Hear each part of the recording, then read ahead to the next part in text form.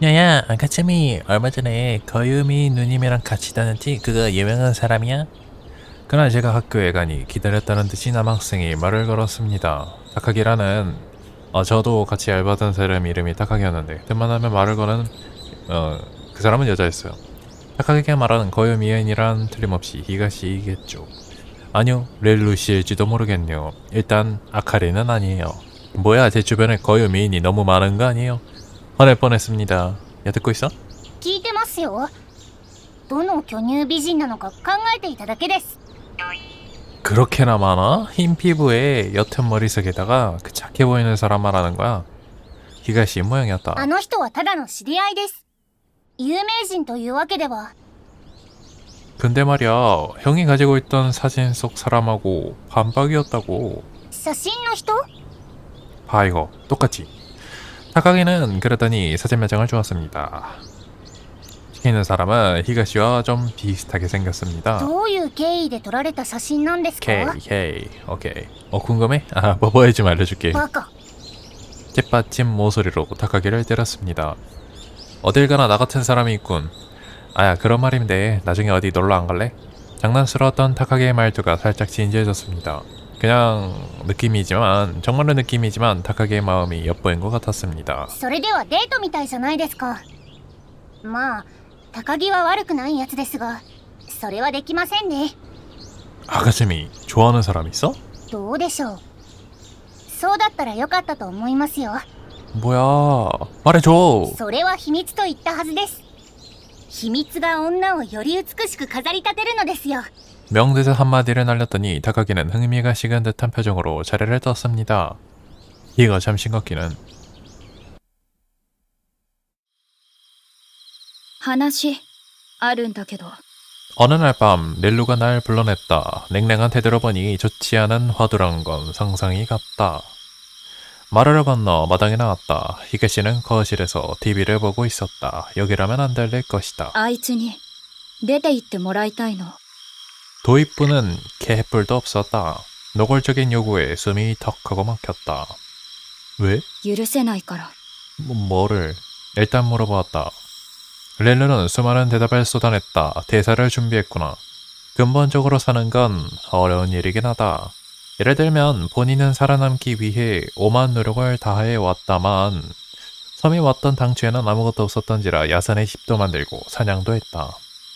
하지만 히가는 남에게 의존만 한다. 게다가 히카루나 아카리에게 피해도 끼쳤다.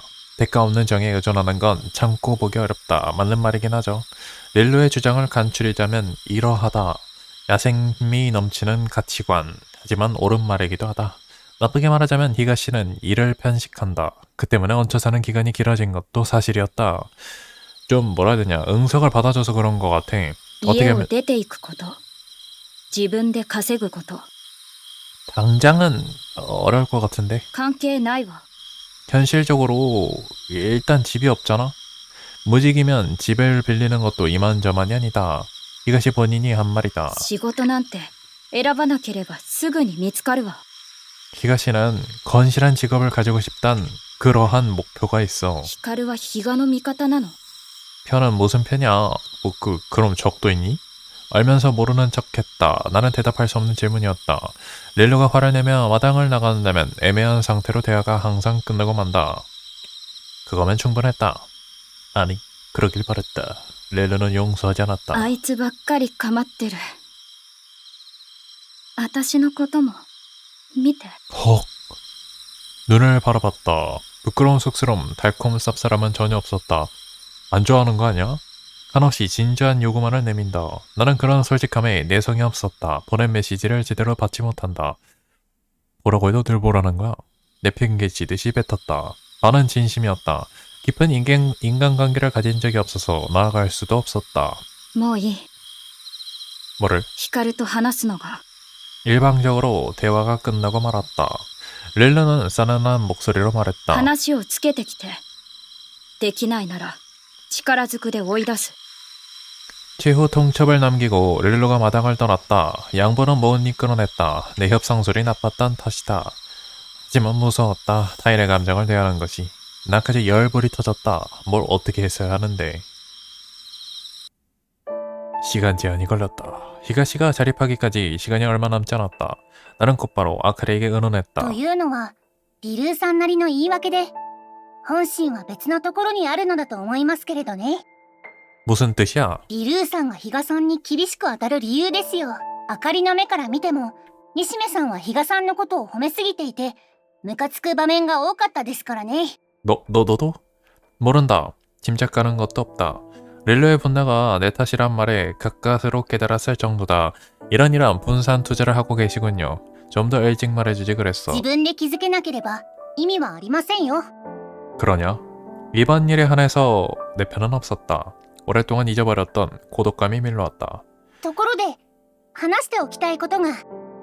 아크리가 사진 몇 장을 꺼냈다. 이건 뭐야? 야릇한 의상을 입은 여자가 손으로 V를 만들고 있었다. 일반인이 촬영하는 그라비아 아이돌. 그런 느낌이었다. 하지만 문제는 그게 아니었다. 어떻게 된 거야? 화장이 진해서 인상이 완전 딴판이다. 순간 누구냐 싶을 정도였다. 하지만 에텐티가 묻어나는 미소와 언밸런스할 정도로 성숙한 몸매를 보니 감이 확 와버렸다. 사진 속 인물은 너도 잘 아는 사람, 히가시였다. 他のもどうぞ。 주는 대로 사진을 받아서 보았다. 가슴을 강조한 선정적인 의상을 입고 남성 팬과 밀착해 있었다. 속옷 같은 의상도 있었다. 저질스러운 새끼에 닭살이 돋았다. 가슴 속에 있었던 무언가가 소리를 내면서 부서졌다. 난, 개, 좋지 않은 단어들이 뇌리에 떠올랐다. 배신당했다는 마음이 솟아올랐다. 뭐가 뭔지 모르겠다. 아니 왜 멋대로 상처를 받지? 내가 멋대로 청초하길 바랬을 뿐이다. 그래 이 자식아. 그렇잖아. 이건 대체 뭐냐고. あかりも詳細は知りません。クラスの男子から借りたものですから。 걔는 뭐래? 兄貴が古本屋で買った漫画に挟まっていたと。 책갈 PD용으로 사용한 걸 까먹고 팔아버린 것이다. 중고책을 사러 가면 상당한 확률로 만나는 것이다. 전주인을 찾는 건 어려울 것이다. 단서는 없어? 残念ながら。けれどアイドルグループに所属していたのではないですか。 아이돌은 아이돌인데 그라비아 아이돌이군요. 그것도 아이돌인가요? 背景も舞台ですし文化祭や部活動の域は超えていると思います。 그럴 리가 있나? 아이돌은 무리다. 본인이 그렇게 말했었다. 관심도 없고. 아니, 거짓말을 했었구나. でしょうね。そしてあかりはそこに比嘉さんがダメになってしまった要因があるのだと思います。聞いた話だと比嘉さんは仕事のために島を出たそうです。 거기까지 알아봤구나. 親に聞いただけですよ。狭い島ですから少し聞けばわかります。 야, 이 섬에서 난 못 살겠다. それにあかりにできるのはここまでです。あとはどうなっても知りません。 이러쿵저러쿵 해도 너는 착하구나. ひょっとしてあかりに惚れてしまいましたか。リルーさんなんか捨ててこっちに乗り換えるというプランもありますよ。 approve. 히가시는 착한 사람일 거라고 나는 믿어. おっと、それはちょっとずるくありませんか。今のミスリードは人権侵害や名誉毀損の疑いがありますよ。あかりは訴訟も辞しませんよ。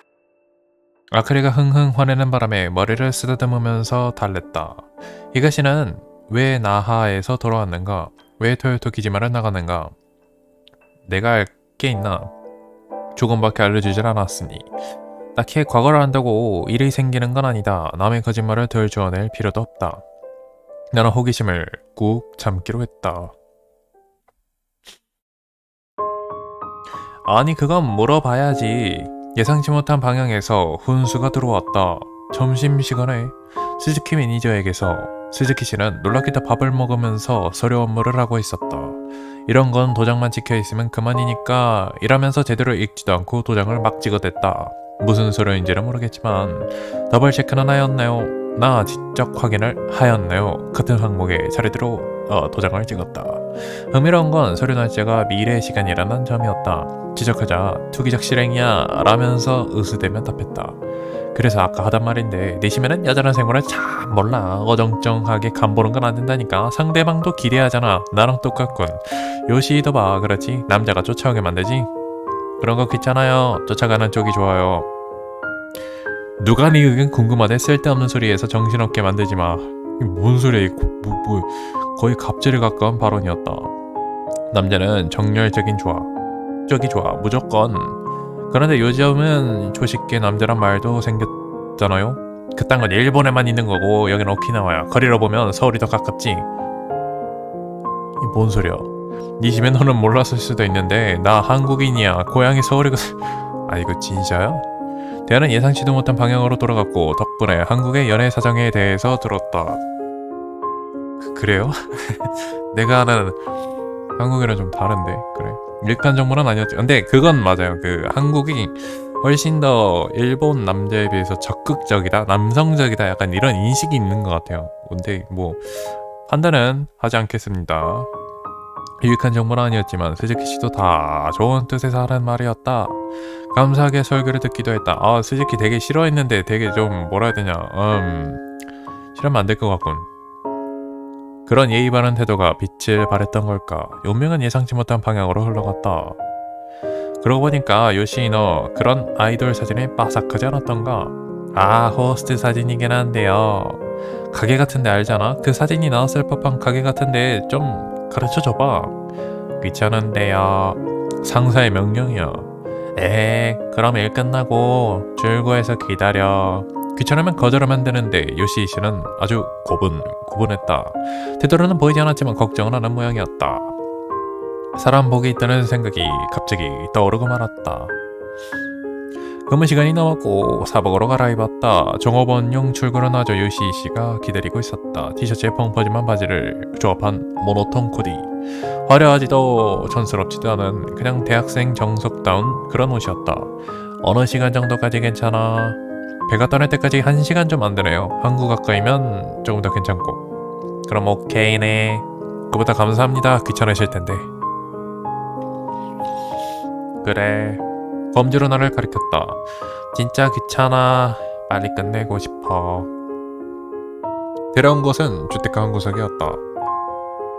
집들이 밀집한 지역에 덩그러니 놓여있는 3층 빌딩. 왜 또 갑자기 코가 찍찍거리냐. 어이씨.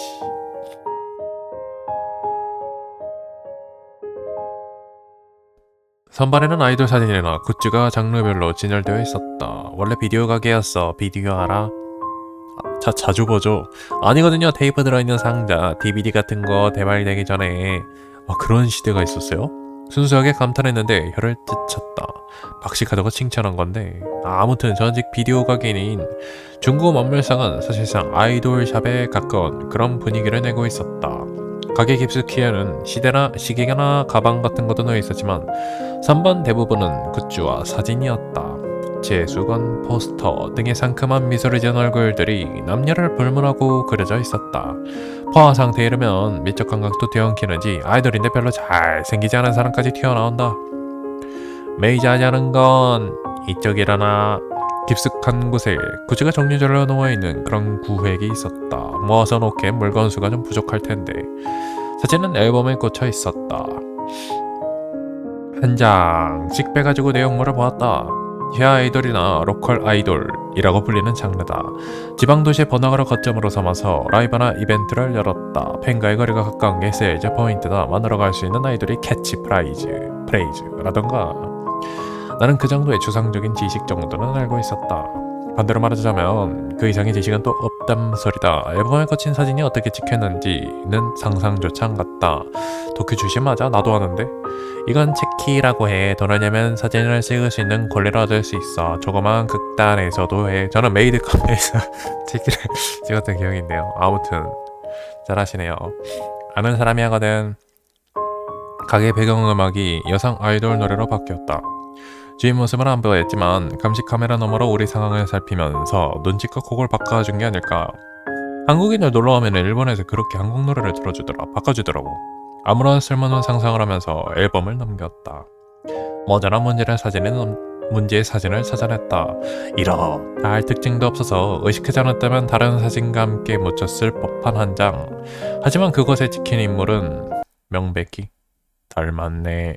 아크릴에서 받은 사진 복사본과 비교하자 일치 않은 특징이 아주 많이 보였다. 주로 승가다. 사진에는 사인과 일자가 적혀 있었다. 히가시의 예명은 츠무기. 그냥 본명이었다. 오, 본명을 쓰는구나. 날짜는 3년 전. 나이로 보면 대학교 3학년이다. 대학은 안 다녔다고 했던 것도 같지만 그 무대 나하네. 어떻게 하셨어요? 다른 사진에도 쓰여 있어. 스튜디오 이름. 요시 씨가 다른 앨범에서 비슷한 사진을 발견했다. 이쪽 사진은 날짜가 2년 전. 연이어 증거가 나왔다. 사진에 따라서는 화장이 옅은 것도 있었는데 히가시 그 자체가 문제였다. 중고로 이렇게 팔리는 걸 보면 인기 아이돌이었을까? 지 아이돌이야. 집착하는 팬이 한 명 붙으면 이 정도 재키는 그냥 쌓여. 그리고 은퇴하면 삶의 낙을 잃고 전부 팔아치우지. 그렇군. 혼자서 이렇게나 사진을? 돈도 드는데? 어째서? 저 있잖아. 내 오빠. 가까운 사례였구나. 사진은 한 번 찍는데 1000엔이죠. 이만큼이나 있으면 히가시 부자인 게. 아이돌에게 돈을 써도 아이돌이 돈을 버는 게 아니야. 윗선에서 가져가. 알고 싶지 않은 현실이었다. 사진 날짜도 가장 최근이 1년 전 사진이네. 복귀를 바라면서 묵혀뒀지만 반년쯤 지났을 즈음 술에 꼬라서 홧김에 팔아치웠겠지. 실감 넘치는 그런 설명이었다. 요시 씨가 말했던 집착하는 팬이 이 사진을 팔았다면 그 사람을 찾아낸다면 자세한 내막을 또 들을 수 있을 것이다. 찾을 방법도 없고 반 본인한테도 흑역사잖아 이거. 찾아봐도 제 발로 나올 사람은 없다니까. 갑자기 숨이 턱 하고 막혀버렸다. 내가 탐정이나 경찰도 아니니 뾰족한 수도 없고. 애초에 말이야 물어볼 필요도 없잖아. 어떻게 된 일인지 얼추 보이고. 그렇죠. 1년 전까지 히가시는 나하에서 아이돌을 했었다. 하지만 꿈을 이루지 못하고 귀향했다. 딱 보이는 시나리오가 그거였다. 말하기 싫을 법도 하다. 암담한 기분으로 돌아갔다. 이 건을 히가시에게 물어봐야 하나 벨에서 계속 고민했다.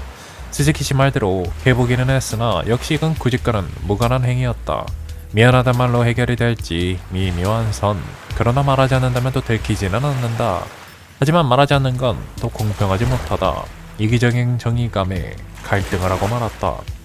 히가시 시점으로 생각해보면 침묵하는 것이 최선이다.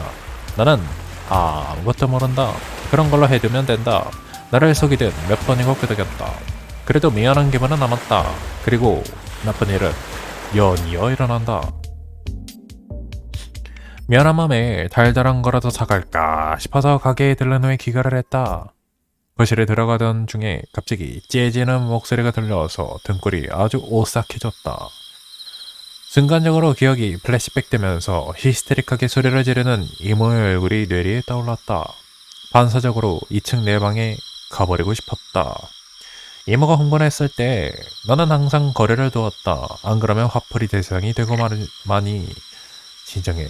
여기는 이모 집이 아니야. 2층도 없고 모르는 척도 못해. 거실에 무슨 일이 생긴 거다. 마음을 단단히 먹고 문을 열자 바닥에 주저앉은 히가시의 모습이 보였다. 정면에는 릴루가 서 있고 있었다. 한없이 가까운 무표정이 얼마나 경노했는지를 보여주었다. 나는 문 근처에 있던 아크리에게 물었다. 무슨 일이야? リルーさんが比嘉さんに注意をしたというのが始まりなのですが。 일하지 않는 히가시에게 참다 못한 릴루가 한마디를 했다. 나에게 뭐라 했을 지경이니 히가시에게 직접 말할 가능성도 충분하다. 그 자체는 됐는데. 근데 뭐 쥐 하나 줬다고 뭐 이렇게 나대나. 比嘉さんが祖母を頼ると言っていまして。 할머니를? ええ。それがリルーさんとしては気に入らなかったのかと。当然でしょ。 살기 등등한 릴루가 말했다. 比嘉は今ただで暮らしてるのよ。そのくせ追い出されそうになったら別の人間を頼る。どこまで甘えたら気が済むの？ 나쁠 건 없잖아. 그런 수단 있긴 하면. 理由を聞いてもそう言える？ 이유? ノートに書いてあったからなのよ。自分では考えずにそこに書いてあることだけで未来を決めている。 이건 잘 화냈다.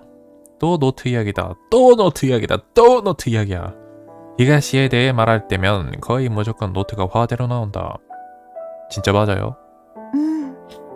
물어보자 짧은 대답이 또 돌아왔다. 히가시는 나쁘게 말하자면 반성하는 법이 없다. 노트에 쓰인 대로만 행동해서 그만큼 실패를 겪었는데도 사람이 개선을 하지를 않아요. 왜 노트엔 적인 그런 대로만 행동하나요? 그러다 자꾸 실패만 하고 있잖아요. ここには成功した人たちの教えが書いてあるからうまくいかないはずがないんだよ。 하지만 실제로는 전부 다 잘 안 풀렸잖아요. それは私の力が足りていなかったからもっと努力しないといけないんだよ。 와, 이걸 어떻게 서사를 풀지 참... 와, 고구마 1000개나 먹은 것 같구만. 普通の人間ができるようなことを努力しなきゃできない時点でおかしいのよ。 그래, 분야가 다른 사람들의 의견을 참고하는 건 좋지만 그대로 따라하는 건 나한테 그렇게까지 도움이 될지는 모른다니까. 야, 말 조심해! 무슨 말을 했죠, 릴루가? 무심코 언성을 높였다. 그만큼 릴루의 발언에는 가시가 돋쳐 있었다. 히가시를 상처입히려는 악의 의도. 私は思ったことを言っただけ。不思議で仕方ないの。どうして自分のことを自分で決められないわけ？比嘉はどうしたいの？あんたみたいな弱い人間はとっくに死んでいておかしくないのに。 너의 세계관 이야기하지 마. 히가시는 아니잖아. 光だって分かってるくせに。 지적당하자 가슴이 철렁했다. 뭐를? 이라고 가까스로 대답했지만 목소리가 떨리지 않았는지는 자신 못하겠다. そのノートが諸悪の根源だってこと。それがある限り比嘉は自分の頭で考えないわ。 하지만 그 노트가 없다면 히가시는 또 무너진다. 의지할 곳을 잃는다면 마음이 꺾인다. 노트 때문에 히가시가 실패한다고 말한 직후인데 모순된 사고에 입술을 깨물었다. 예전부터 알았다. 하지만 건드리라고 하지 않았다. 건드리면 부서질 것만 같아서. あんたにも罪があるわ。 발끝은 나를 향했다. 原因が分かっていて甘やかしたこと。それで誰が得をしたの？ 서두르지 않아도 된다고 생각했다. 다른 방법을 찾았다. 그리고 연상인이 도를 넘는 행동은 뭐 그것도 좀 있죠. 남의 인생에 개입을 하는 것도 문제가 있지만 일단 나이가 있잖아요. 나이가 있는 어른한테 이래라 저래라 하는 것도 좀 그렇기도 하고 몇몇만 떠오르다가 사라진다. 나는 문제의 핵심을 건드리지 않았다. 그게 사실이다. あんたがやらないなら私がやるわ。 릴루의 행동은 아주 순식간이었다. 바닥에 주저앉은 히가시를 밀쳐내고 떨어진 노트를 주었다. 그거 찢어버려라. 返してください。 손을 뻗은 히가시를 다시 밀쳐냈다. 그리고 노트 한가운데를 펼쳤다. 방갈죽, 비틀 듯 힘을 줬다. 두꺼운 책자형 노트였지만 마법으로 강화된 힘 앞에서는 무력했다. 곧바로 토드드득 소리를 내기 시작했다. 히가시가 비명을 지르는 동시에 노트가 반으로 찢어졌다. 찢는 것만으론 부족해. 불로 태워야 돼. 릴루는 두짝이 난 노트를 히가시 앞에 던졌다. 한쪽에 머리에 툭 맞아서 둔탁한 소리가 났다. 히가시는 꿈쩍도 하지 않았다. 바닥에 주저앉아서 고개를 푹 숙이고 있었다. 난폭하긴 하다. 그랬죠. 하지만 나는 내심 안도했다. 내 손을 더럽히지 않아도 됐으니까. 이 자식 이거 이 자식 이거 악역을 릴루가 맡아서 해주었으니까. 꺼림칙한 마음이 짓눌려 나는 아무 말도 못했다. ひどい。どう？これですっきりしたでしょ？少しは自分の頭で考えたら？なんとか言ったら？は？聞こえないわ。許せない。 예? 히가시의 몸이 불꽃처럼 흔들거렸다. 일어난 순간 가까스로 보였다. 하지만 그 다음 동작은 눈이 못 쫓아갔다. 덤프트럭에도 들이받은 듯한 충격이 발밑에 있었다. 어느새 릴루는 방 반대편까지 날아가 있었고 애니에서 찾아보던 벽에 기대고 풀썩 쓰러지는 광경을 현실에서 보았다. 젠장 잘못 건드렸구만. 움직이는 사람은 없었다. 주먹을 앞으로 내지른 히가시만이 어깨를 들썩이면서 거친 숨을 몰아쉬었다. やったわね。 릴루가 거친 미소를 띄었다. 눈앞의 적을 제거하겠다는 생각밖에 안 하는 표정이었다. 설득은 애초부터물이었다. 릴루가 신체 강화 마법을 사용해서 히가시에게 달려들었다. 맨몸의 인간이 강한 인간의 펀치를 맞았다간 뼈도 못 추리겠지만 릴루의 사전에는 그 봐준다는 단어가 사전에 없었다. 히가시 같은 연약한 여성은 창문을 뚫고 나와 마당에 나동그라질지도 모르겠다. 하지만 아니었다. 날아간 쪽은 렐루였다. 운 좋게 창문이 열려있던 덕분에 유리가 깨지지는 않았지만 렐루는 방충망을 뚫고 마당에 내던져졌다. 와우. 무슨 기술을 쓴 거야? 나는 설명이 불가능했다. 히가시가 렐루를 던졌다. 그 이상의 정보를 처리할 수 없었다. この 일어선 렐루에게 히가시가 다가갔다. 양말을 신은 채 마당에 나갔다. 렐루는 다시 혼신의 주먹을 날렸다. 하지만 히가시는 그것을 받아냈다. 그것도 한 손으로. 離せ 반대편 손으로 렐루에게 손찌검을 날렸다. 단 한 방에 렐루가 휘청거렸다. 꿈이라도 꾸는 건가? 젠장, 렐루는 마법을 사용했다. 일반인의 몇 배로 신체 능력을 강화했다. 마치 고릴라와 같이. 그런데 히가시는 맨몸으로 그걸 받아냈고 오히려 압도했다. 여유롭게 렐루를 막다른 곳에 몰아넣었다.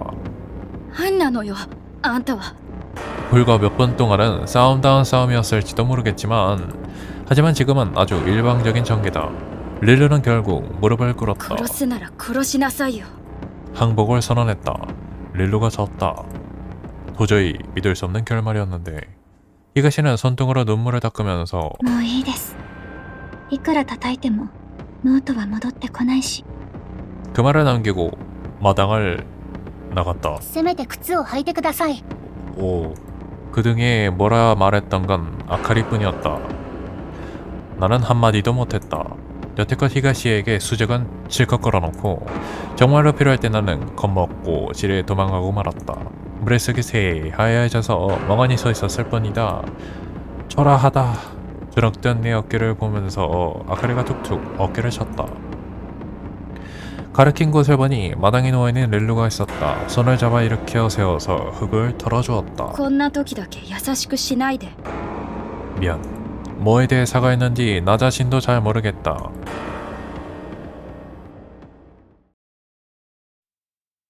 그 뒤로 셋 사이에 대화다운 대화는 없었다. 나는 아카리나 렐루 치료를 하는 중이라 바쁘다는 팀은 줄곧 냈고 가끔 안색을 보는 게 고작이었다. では、あかりはこれで。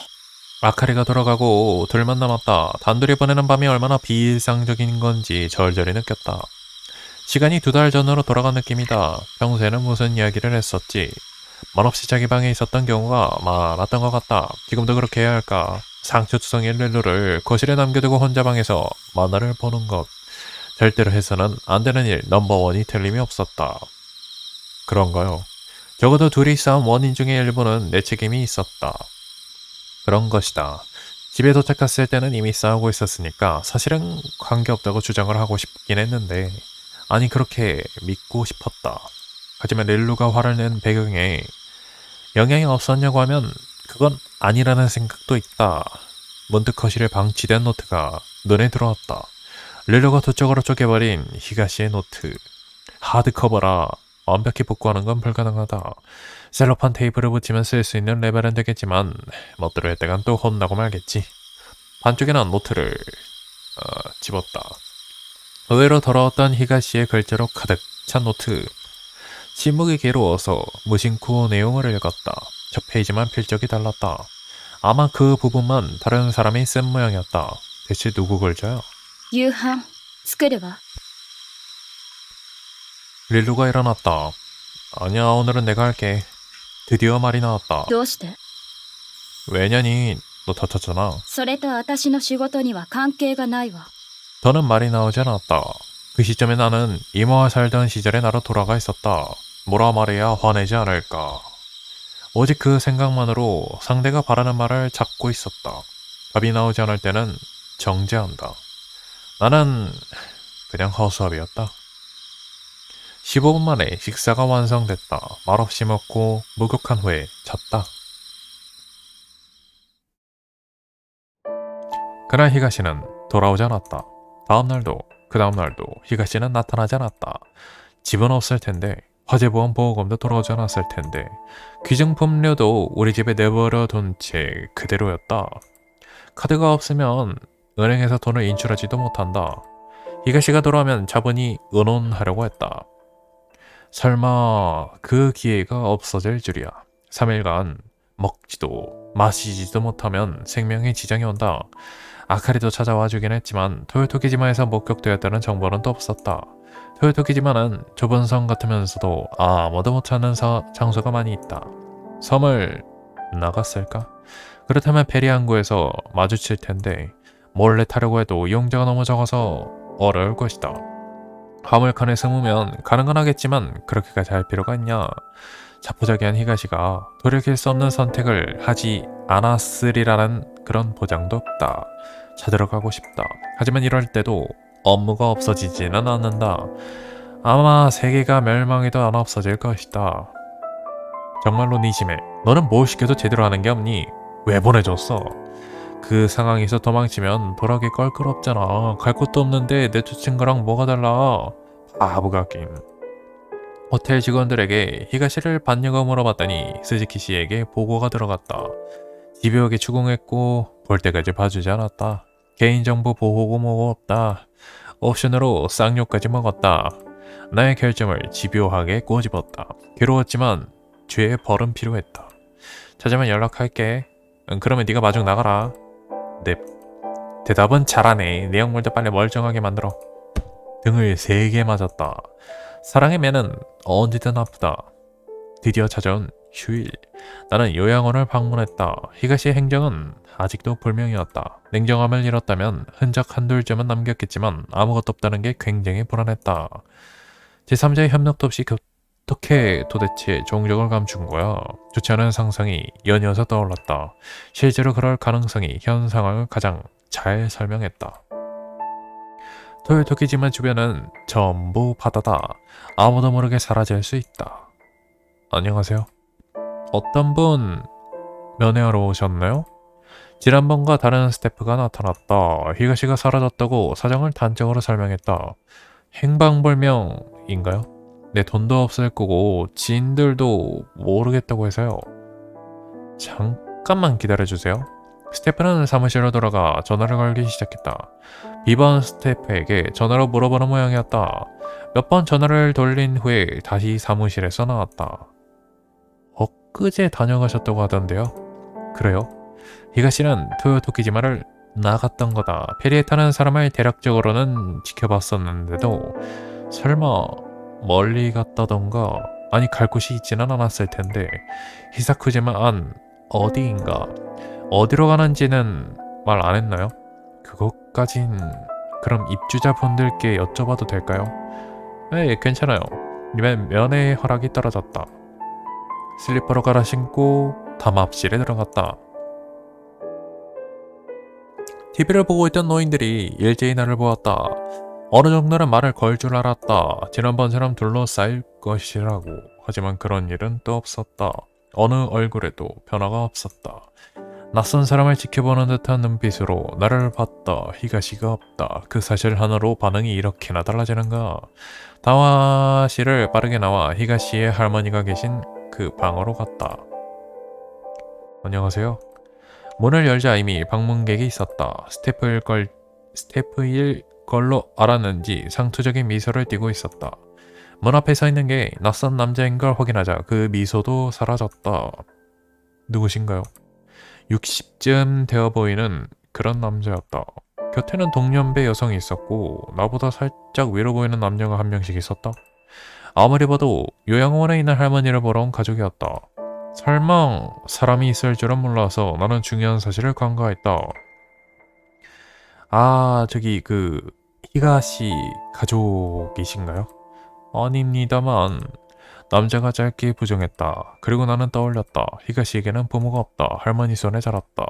당연히 맡아줄 칭찬도 없다.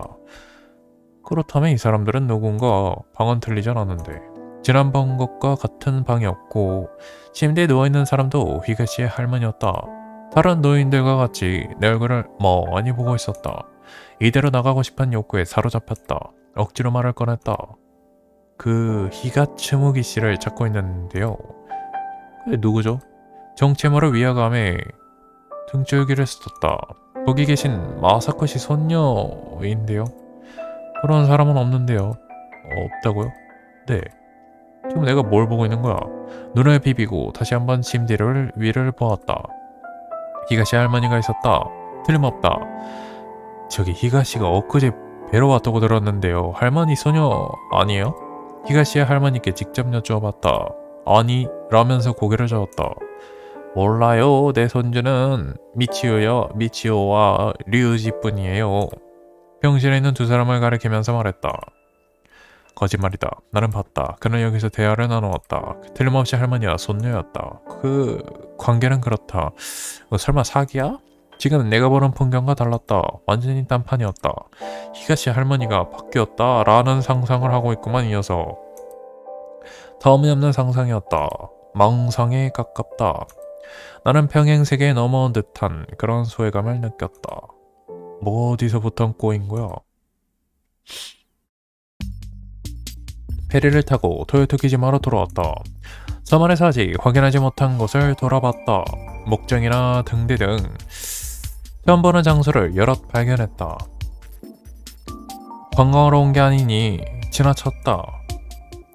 1시간 정도 걸려서 마을을 한 바퀴 돌았다. 호구로 돌아가자 광장에서 기모노를 입은 그런 무리를 발견했다. 빗자루를 들고 사당 앞을 정수한다. 또 무슨 의식이 있나? 의식은 오사토 가문의 소관이었겠지만 나는 그다지 좋은 인상을 받진 못했다. 섬의 최고 권력자라면서 제대로 된 그런 인간들은 아닌 것 같았으니 히가시를 찾게끔 구슬리면 한 방에 찾을 것 같긴 한데 빗자루질하던 사람들은 청소를 마친 듯이 무리지어서 떠나갔다.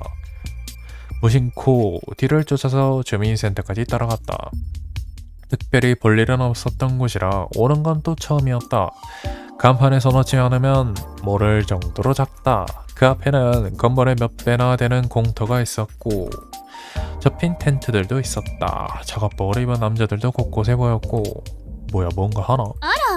珍しい場所にいますのね。 텐트 뒤에서 낯익은 얼굴이 나타났다. 언제든 핑크색 하늘 드레스 금발놀이였다.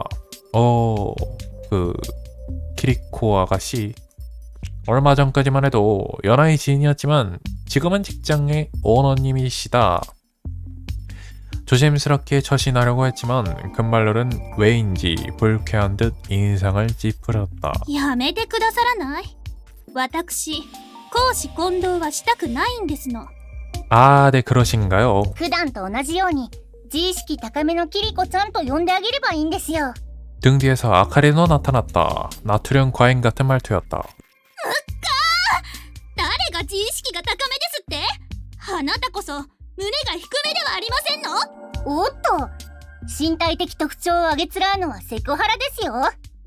企業の頂点に立とうと考える人物がセクハラを働いていいんですか？ごめんなさいですわ。 엄청 분한 듯이 사과했다. 편들어주는 게 일단은 나을까. それで夏祭りの準備で忙しいふりをしているあかりに西目さんはどのような用事ですか？ 아, 이게 그 축제 준비였구나. 来週末に開催でしたよ。私の勇姿をぜひご覧くださいまし。 자랑스러워하는 걸 보아하니 금발놀이 뭔가 하는 것 같다. 브리저 같은 말투군. 말이 길어질 것 같다고 난처해하자 분위기를 눈치챈 아카리가 말했다. 比嘉さん、まだ見つかりませんか？ 히사쿠지마에도 갔는데도 헛수고했어. あら、人を探しているんですの？私の知っている方なら簡単に探せましたよ。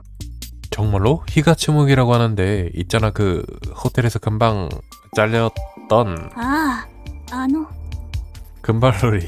떨떠름한 표정을 짓더니 豊時島の住人でしたの？私は存じ上げませんでしたけど。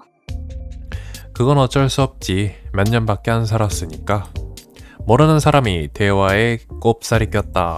푸른색 기모노를 입은 남자였다. 30대쯤 될까. 섬사랑 줌에서는 꽤 젊은 축에 속하는 편이었다.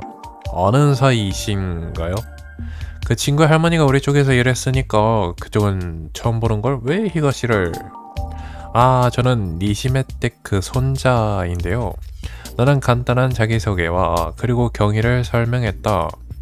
아, 네가 그 말로만 듣던 서마이들과 친하게 지내던 모양이던데. 남자는 아카리와 금발로를 보았다. 서마이들과 그분 지은 나는 당연하게도 외부인이라는 소리다.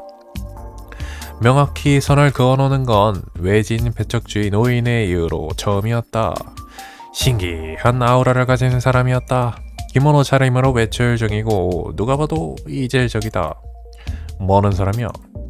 내가 앞에 있는 사람을 알아보지 못하자 야카리가 야단스럽게 말했다. 西目さん、まさか知らないなんてことはないと思いますが、一応お伝えしますと、こちらは大里本家のご子息、シンジさんです。 이 사람이 그 오사토 가문의 당연히 알지.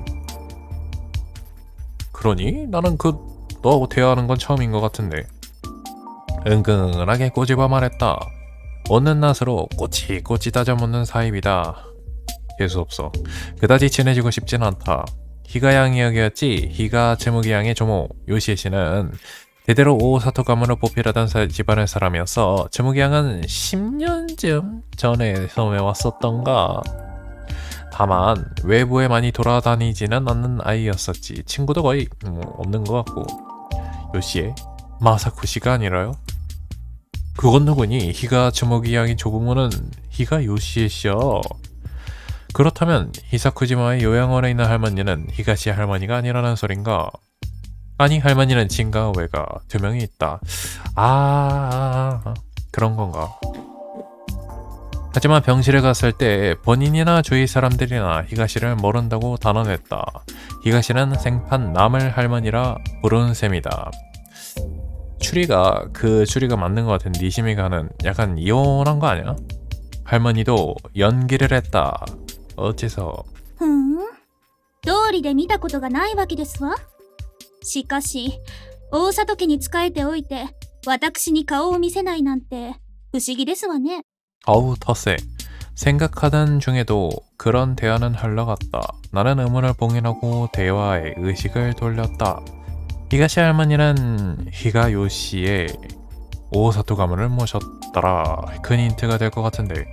히사쿠지마 요양원에 있던 할머니는 떼어놓고서 일단 생각해볼까. 그렇게 생각하는 게 나을 것 같기도 하다. 히가 요시에 씨의 그 집에는 가봤니? 아니요. 그렇진 않은데요.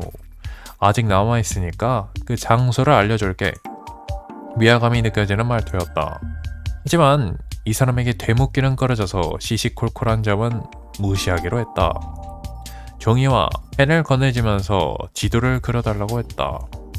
섬 북쪽 산줄기를 따라 난 길가에 있는 조그마한 집인 모양이었다. 그 주변에는 단 한 번도 간 적이 없었다. 인적 드문 산길 투성이라서다. 어딘지 알겠니? 이정표로 삼을 만한 게 좀 적긴 한데 대충은 알 것 같아요. 일단 가볼게요. 못 찾으면 가르쳐주겠니? 돈의 방송으로 불러볼 테니까. 감사합니다. 가는 법을 자세히 알려주긴 했다.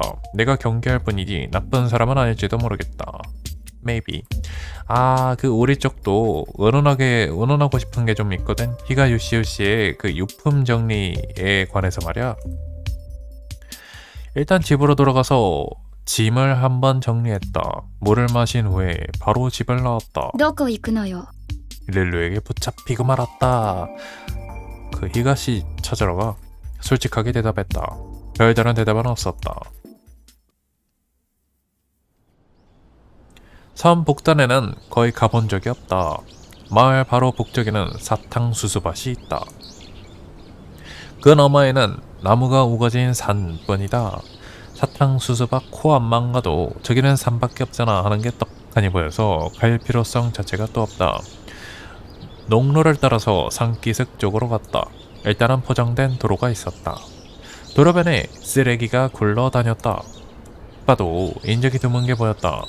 외길이라 거의 헤매는 거 없이 목적지에 도착했다. 언덕 위로 올라가자 나타난 커다란 바위. 그 너머 있는 집이 히가댁이다. 지도에는 일단 그렇게 쓰여 있었다. 정말로 있었다. 벽돌이 조금 무너져 있긴 했지만 집 자체는 남아 있었다.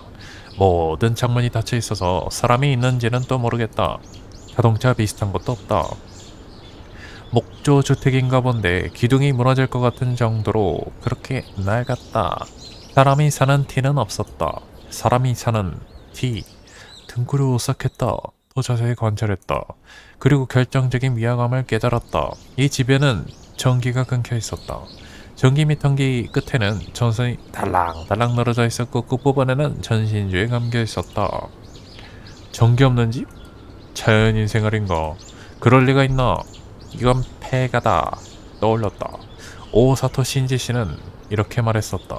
아직 남아있다고. 원래라면 당연히 없어야 했다. 왜냐고? 사는 사람이 히가시 할머니가 바로 돌아가셨기 때문에. 왜? 그 이유도 말했었다. 히가 요시에 씨의 유품 정리를 한다고. 히가시 할머니는 진작에 돌아가셨다. 일단 정리해보자. 히사쿠지마의 요양원에 있었던 사람은 마사코 씨, 히가시의 말로는 할머니. 하지만 정체는 불명이고, 다른 한편 히가 요시 씨는 히가시의 할머니가 맞다고 오사토 가문의 보증수표가 붙어 있었고, 이 집에 살았었고 예전에 돌아가셨다. 히가시와 마사코 씨의 관계는 좀 수수께끼다. 서로 짜고 할머니와 소녀인 척을 했다.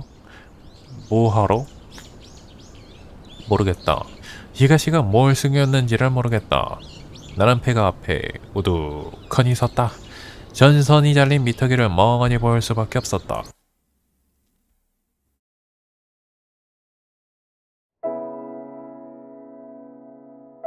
오랜만에 들른 할머니 집은 전기가 끊겨 있었다. 아무도 안 쓰니까 어쩔 수 없을지도 모르겠지만 전선까지 끄는 건 좀 충격적이었다. 이젠 돌아오지 않는다고 엄포를 놓는 것 같아서. 그때 주머니 속에 접어둔 종이접기가 손에 닿았다. 언제였을까? 요양원에서 다 같이 만든 종이약이었다. 이 집에 있는데도 나는 어째서인가 할머니를 떠올렸다. 할머니와 처음 만난 건 토요토키지마에 돌아온 직후였다. 나는 히사쿠지마를 돌아다니면서 영업을 하고 있었다. 웬일로 맑은 날이었다. 2월인데 온도는 아주 높았다. 조금 걷기만 해도 땀이 났다. 우체국앞이었던 것 같다. 할머니는 그늘에서 멍하니 서 계셨다. 야트막한 도로턱에 걸터 앉아 도로를 보고 있었다. 행인들이 할머니 앞을 몇 번인가 지나쳤다. 자동차나 자전거도 지나갔다. 다들 목적을 가지고 움직였다. 풍경 속에서 할머니만이 움직이지 않았다. 그래서 굉장히 인상에 남았다. どうしたんですか? 나는 무심코 말을 걸었다. 누구를 기다리는 눈치도 아니었고 용건이 있어서 앉아있는 느낌도 아니었다. 덤으로 아무런 짐도 없었다. 산책 중에 휴식을 취한다면 공원 벤치가 낫다. 난치 않은 느낌은 없었지만 내버려둘 수는 없었다. 누구요? 멍롱한 시선으로 올려다봤다. 私は日が紬です。何か困っているんですか? 걷다 보니까 못 걷겠어가지고 足が痛いんですか? 목도 마르고 힘도 들어. それは大変。待っててください。 나는 우체국 분께 상황을 설명하고 물을 받았다. 컵에 담긴 물을 할머니는 느긋하게 마셨다. 家はどこなんですか? 오타란다. 지명을 말해도 이곳이 아직 낯선 나는 어딘지 몰랐다. 고개를 갸웃거리자 산 쪽을 가리키셨다. 送っていきましょうか. 미안하거나 잠깐 부탁할 수 있겠니? 할머니는 기품 넘치는 분이셨다. 사투리도 안 썼고 옷도 화려했다. 엎고서 걷는 동안 본토에서 나고 자라 결혼하러 이곳에 왔다는 둥 그런 이야기를 들었다. 가족과 함께 산다는 것, 귀여운 마고가 있다는 것, 그게 자랑인 듯했다. 할머니의 집은 산 입구에 있었다. 나무가 무성한 단독주택, 차가 없어서 집에 누가 있을지는 불안했지만 일단 초인종을 눌러봤다. 누구시죠? 50줄은 되어 보이는 여성이 나타났다. 나 할머니를 보고 눈을 비둥그레 떴다. 어머님, 무슨 일이세요 그쪽은? 郵便局の前に座り込んでいたので、家がこちらだと聞いて送ってきたんです。 여성이 당황한 듯해서 사정을 설명했다. 그러자 여성은 쏘아붙이듯이 아니에요. 어머님은 요양원에 돌아가셨어요. 여기는 어머니 집이 아니에요. 에이? 나 할머니 목소리가 겹쳤다. 놀란 정도로 치자면 3km도 넘게 사람을 등에 지고 걸어온 나도 상당했지만 할머니는 그 이상인 듯 했다. 집에 들어온 줄 알았는데 자기 집이 아니란 말을 들은 셈이니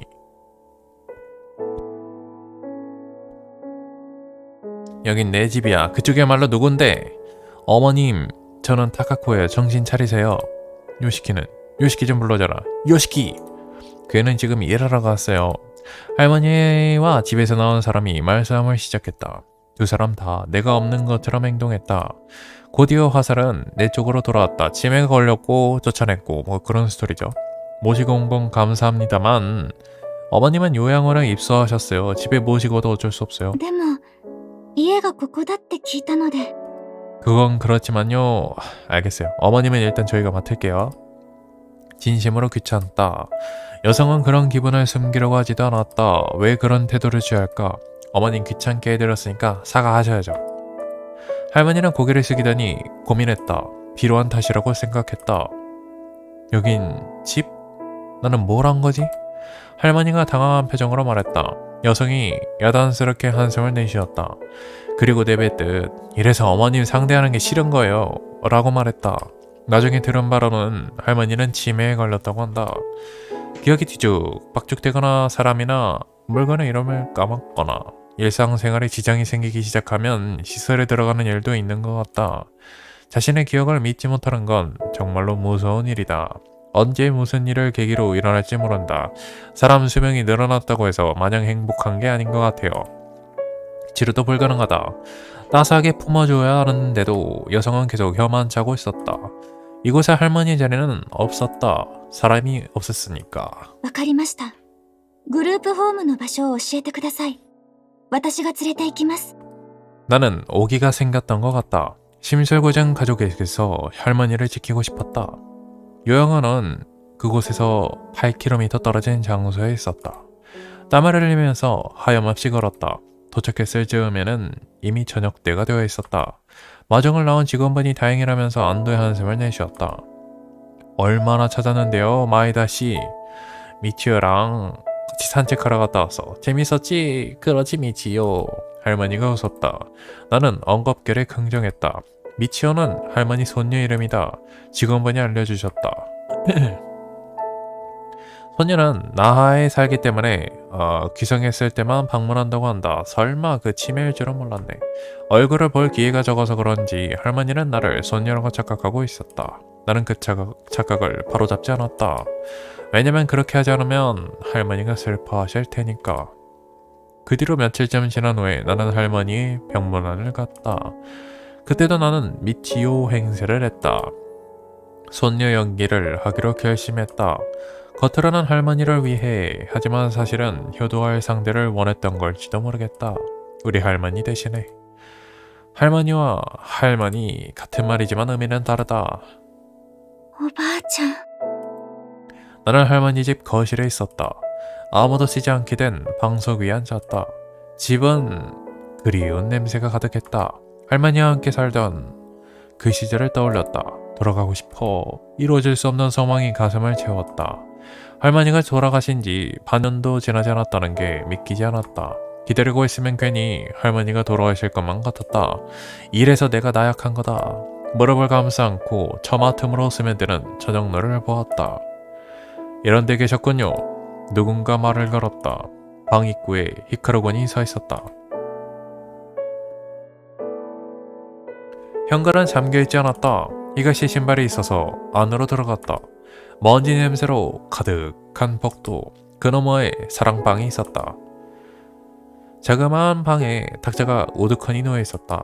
조정로를 받아 멀씬 묻어나오는 그런 쓸쓸함. 그 옆에 히가시가 앉아있었다. 西目くん、どうして 오사도 가문 사람에게 들었어요. 이곳이 히가시네 할머니 집이라면서요. そうなんだ。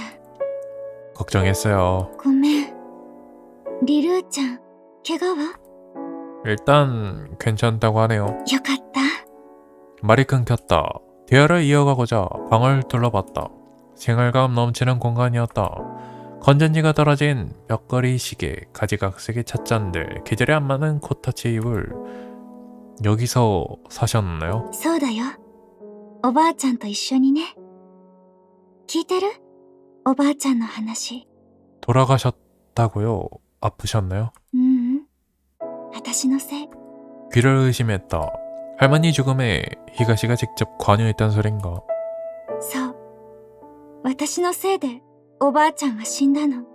대체 무슨 일이 의문에 답하듯이 히가시는 말했다. せっかくだから聞いてくれるかな、おばあちゃんのこと。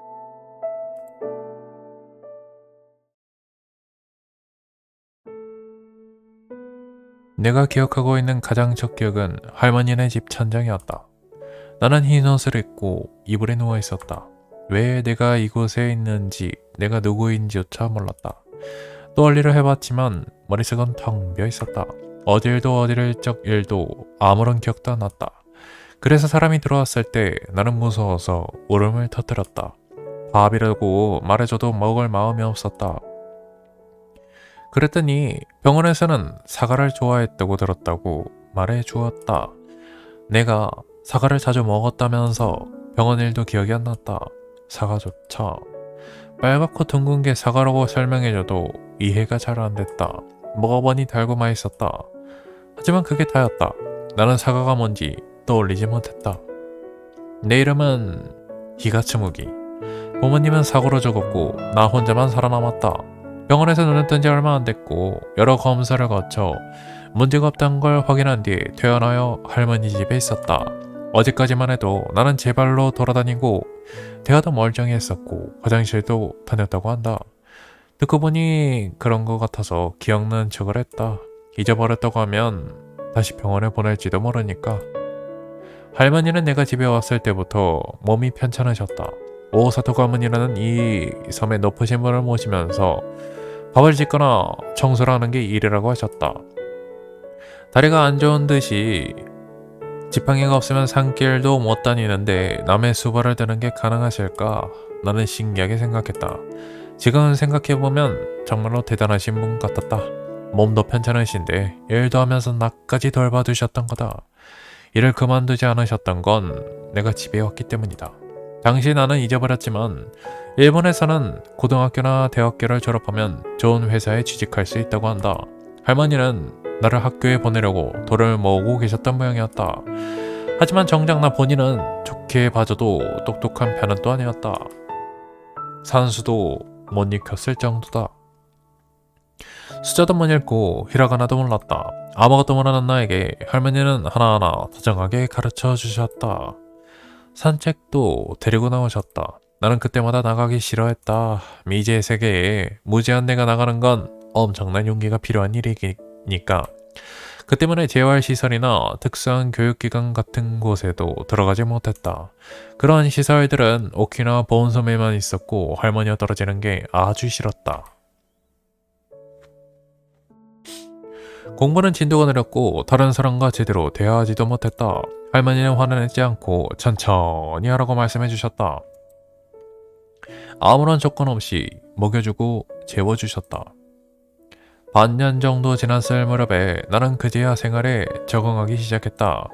가치관이나 상식 같은 것도 알게 됐고 아무 일도 안 하고 먹기만 하는 내 자신이 부끄러웠다.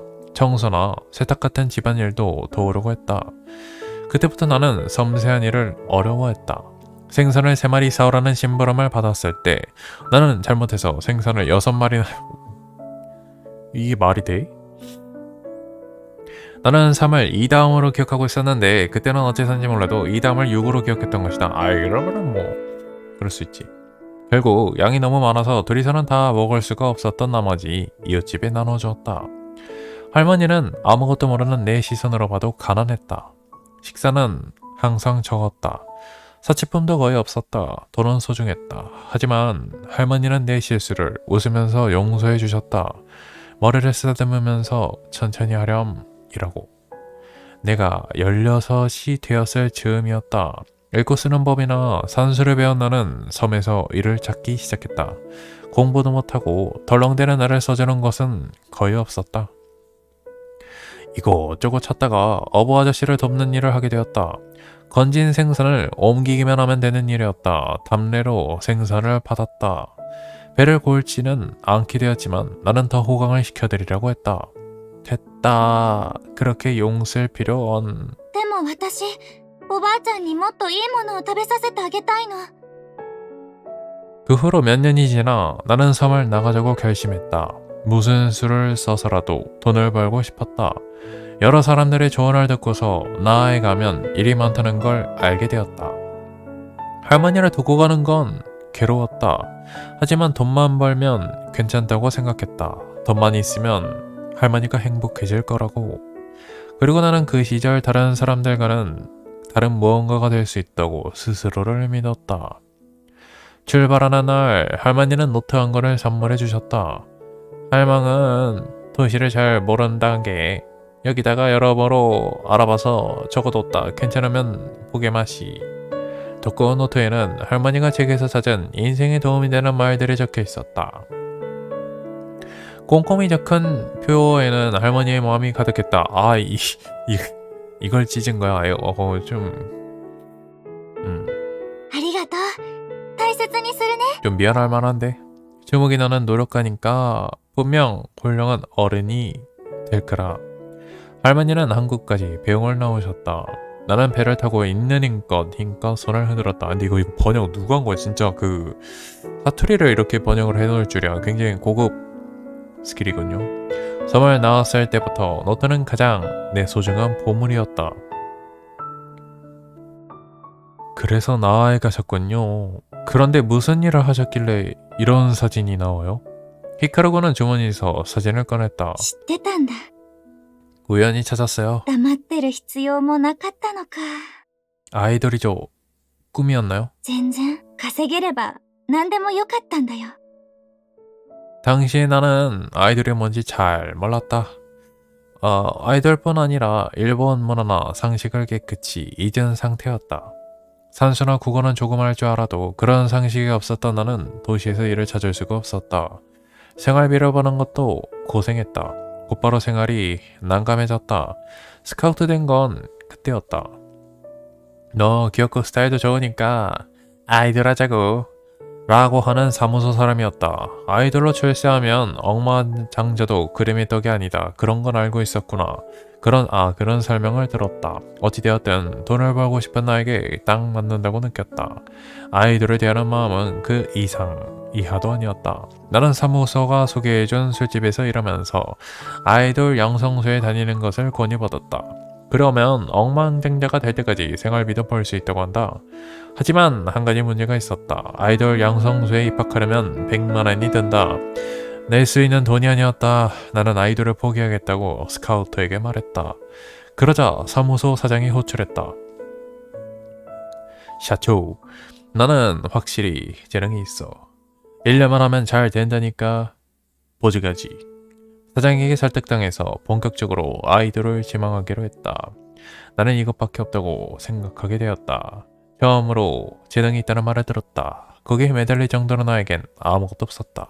주저함도 있었다. 아이돌이 되자, 돈을 벌어서 할머니를 호강시켜드리자, 그런 결의를 다졌다. 하지만 현실적으로 나에게는 100만 원이 없었다. 입학비를 내지 않으면 시작도 못해. 고민을 하는 끝에 할머니에게 이시를 짓고 했다. 처음으로 보낸 편지가 돈 주세요면 혼날 것이다. 애초에 할머니 형편은 좋지 않았다. 어차피 어렵다고 할 게 뻔했다. 나는 심적으로 종지부를 찍기 위해 연락했던 것일지도 모르겠다. 돈이 필요하면 좀 더 빨리 말하지 그랬. 할망이 이럴 때를 대비해서 몰래 저금을 해서. 하지만 할머니는 돈을 내어주었다. 뻔하죠. 편지와 함께 온 100만 원을 보고 나는 깜짝 놀랐다. 이 돈으로 지무기가 하고 싶은 걸 할 수 있다면 할망은 이거로 충분하다게. 잘 안 되더라도 할망이 응원하고 이신한 힘내라. 편지에는 따스한 말들이 쓰여 있었다. 나는 편지를 가슴에 품고 살짝 울었다. 보답해야 한다. 노력해야 한다. 나는 할머니의 100만 원으로 양성소에 다녔다.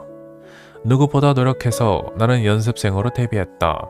처음에는 아주 인기가 많지는 않았지만 공연 횟수는 나날이 늘어갔다. 1년 정도 지나서 처음으로 CD도 냈다. 잘 될 거라고 생각했다. 나는 진심으로 그렇게 믿었다. 첫 한 해는 어중간하게 끝났다. 둘째 해에도 만족스러운 성과는 없었다. 셋째, 넷째 해가 지나면서 큰언니라 불리게 되었다. 하지만 아무래도 소득은 없었다. 연습생은 무료봉사 취급이기 때문이다. 언제쯤 아이돌이 될 수 있을까? 그런 의문을 품고 있었던 날 그 일이 일어났다. 그날 나는 평소처럼 사무소에 출근했다. おはようございます. 인사를 하고 문을 열자 텅 빈 공간이 펼쳐졌다. 보도 났나? 평소였다면 불이 켜져 있었을 방은 어두컴컴했고 가득 놓여 있어야 아이돌 굿즈 역시 어디에도 없었다. 책상조차 없는 텅 빈 방. 처음에는 건물을 헷갈린 줄 알았다. 일단 사무소로 나와서 건물을 바깥에서 확인하고 증수를 확인하고 문을 열었다. 똑같은 풍경이었다. 아무것도 없는 방. 나는 바보여서 공사라도 하는 줄 알았다. 딱 하나 남아있던 응접용 소파에 앉아서 사람이 오기를 기다렸다. 그 사이에 연습생 아이들이 찾아왔다. 다들 사장이나 스태프가 없는 것을 이상하게 여겼다. 아니면 사기인가? 웬일이지? 라면서 대화를 나누었다. 사기네. 밤이 되었다. 사장님은 오지 않았다. 다들 돌아갈 시간이 되어도 나타나지 않았다. 그날 무슨 일이 있었는가 해답을 알게 된 건 며칠 뒤였다. 우리 집에 경찰이 찾아왔다. 경찰은 한마디로 사정을 설명했다. 사무소 사장 말씀입니다만 그 현재 행방을 뒤쫓고 있거든요. 사무소에 낸 학비를 들고 잠적했다고 한다. 養成所は 나는 무심코 질문했다. 멍청한 질문이었다. 경찰은 동정하는 눈빛으로 나를 보았다. 그리고 타이르듯 이렇게 말했다. 그 양성소는 사기였어요. 라고. 학비가 타깃이었다. 조금만 더 하면 성공할 수 있다고 여자아이들을 구슬려서 고액의 학비를 내게 만들었다. 1년 다니면 단역을 주고 1년 더 다니면 성공할 수 있다면서 구슬려서 돈을 갈취한다. 2년 하면 데뷔시키고 CD도 낸다. 하지만 거기까지다. 그 이상은 아무리 해도 연습생 이상이 될 수는 없었다. 그것이 사장의 비즈니스였기 때문이다. 야, 교묘하게 사기를 이렇게 치는구만. 소중한 건 여자아이들이 의욕을 내는 것, 될 것 같으면서도 안 되게끔. 야. 그리고 1, 2년 그렇게 나이를 먹을 때까지 지속시키는 것. 여자아이들은 아이돌만으로 먹고 살 수 없으니 사장이 알선한 술집에서 아르바이트를 하게 된다. 그 중계료도 사장의 수입원이다. 25살 넘기면 술집을 본업으로 삼도록 여자아이들에게 권유한다. 그리고 30까지 실컷 써먹는다. 막대한 이익이 나는 비즈니스였다. 그래서 폭력단에게 찍혔다. 사장은 계약갱신 월을 기다려서 1년치 학비를 받고 종적을 감추었다. 그것이 경찰의 설명이었다. つまり私はどうすればアイドルになれますか 바닥에 주저앉았다. 무언가가 뺨을 타고 흘렀다. 다가오니 눈물이었다. お金は稼げないんですか 동료들과 노력했던 3년의 세월이 뇌리를 스쳤다. 그 시간은 흐르는 눈물과 함께 낡아빠진 아파트 바닥으로 사라져버렸다. 경찰관들은 나를 가만히 내려다보았다. 나는 지금까지 무엇을 한 걸까? 양성소에 다녀서 아이돌이 되면 돈을 벌어 할머니에게 보내드릴 생각이었다. 그러기 위해 학비를 받았다. 3년이나 필사적으로 일했다. 하지만 사장은 사라졌다. 사장의 말은 전부 거짓말이었다. 나에게서 돈을 뜯어내는 것이 목적이었다. 할망에 응원하고 이신한 힘내라. 그 말이 쓰인 편지는 지금도 서랍 속에 잠들어 있다. 할머니가 무리해서 내주신 돈이었는데 나는 그걸 나쁜 사람에게 덜컥 내어주었고 몇 년이나 거저로 일해주고 나는 대체 뭘 하러 집을 나왔지? 왜 이렇게 하찮지? 그 후 얼마간은 집 밖조차 나갈 수 없었다. 누군가와 말도 못 섞었다. 나는 너무도 무능하다. 일도 없고 돈을 벌 방법도 없다. 나이는 의미가 없었다. 하지만 토요토기지마로 돌아가고 싶지도 않았다. 왜냐면 나는 할머니에게 학비를 받았으니까. 그 돈으로 아이들이 될 생각이었으니까. 사기당했다고 말할 수가 있나. 할머니를 호강시켜드리기 위해 도시에 왔는데 내가 한 건 그 정반대. 별 낯이 없었다. 나는 나에서 되는 대로 살아갈 수밖에 없었다. 반년 정도 아르바이트를 하면서 연명했다. 막연히 시간만이 흘러갔다. 그 사이 할머니가 쓰러졌다는 소식을 들었다. 연락을 준 건 오사도 가문 사람이었다.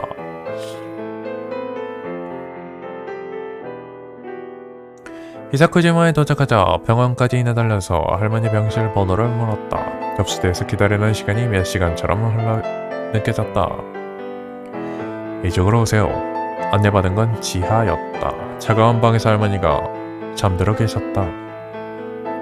흰 침상 위에 얼굴에는 흰 천을 덮은 채 おばあちゃん 잠든 할머니에게 말을 걸었다.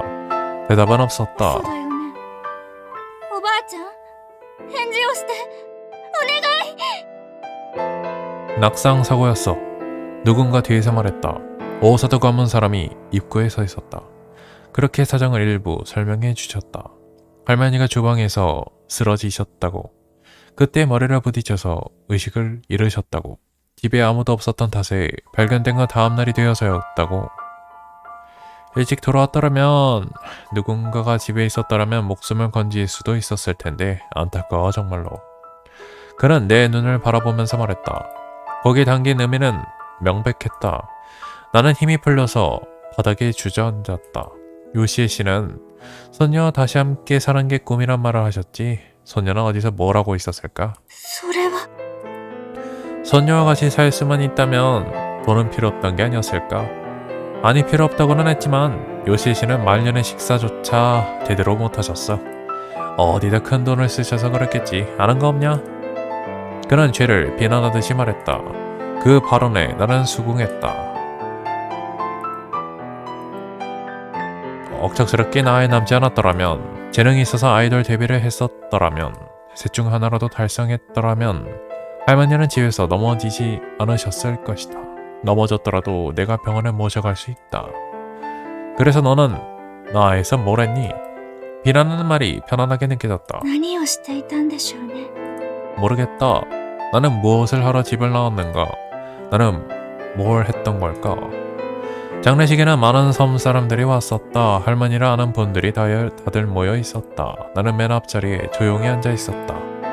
공장인지 과장인지 결정하는 것 같은 대화가 있었고 나는 그 자리에 불러나갔고 어려운 대화가 오갔는데 결국은 유언을 따라 과장으로 결정되었다. 남은 뼈는 집 뒤에 있는 묘에 모셨다. 무덤에는 정말로 아무것도 없었다. 할머니가 잠들어 있던 게 실감나지 않았다. 사과할 수 있다면 사과하고 싶었다. 먼 아이라서 죄송하다고. 사과를 한들 당연하게도 할머니께 내 목소리는 닿지 않았다.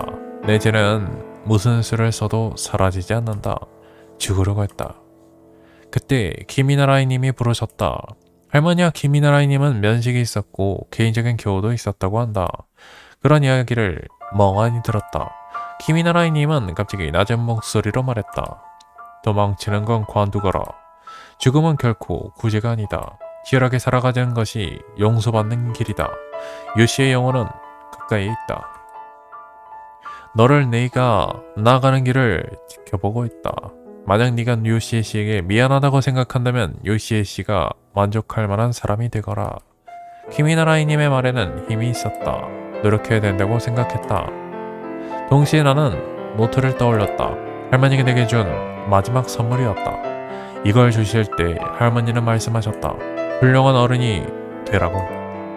그래서 노력하고 노력해서 일을 찾았다. 지금까지 그랬던 것보다 자신을 채찍질하면서 하지만 끝까지 노력은 내 편이 되어주지 못했다. 히가시는 무릎 위에 둔 손을 주먹 쥐었다. 私は悔しかったんだよ。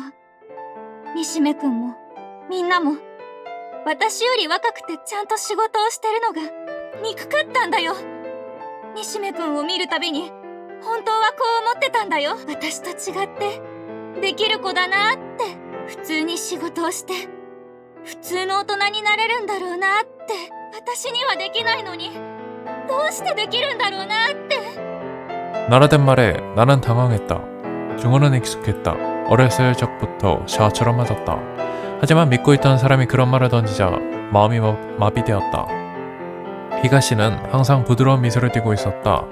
치유의 아우라를 지니고 있었다. 같이 있으면 편안한 사람이었다. 하지만 그건 나의 멋대로의 감상이었다. 히가시는 나를 그렇게 보지 않았다. 憎いよ。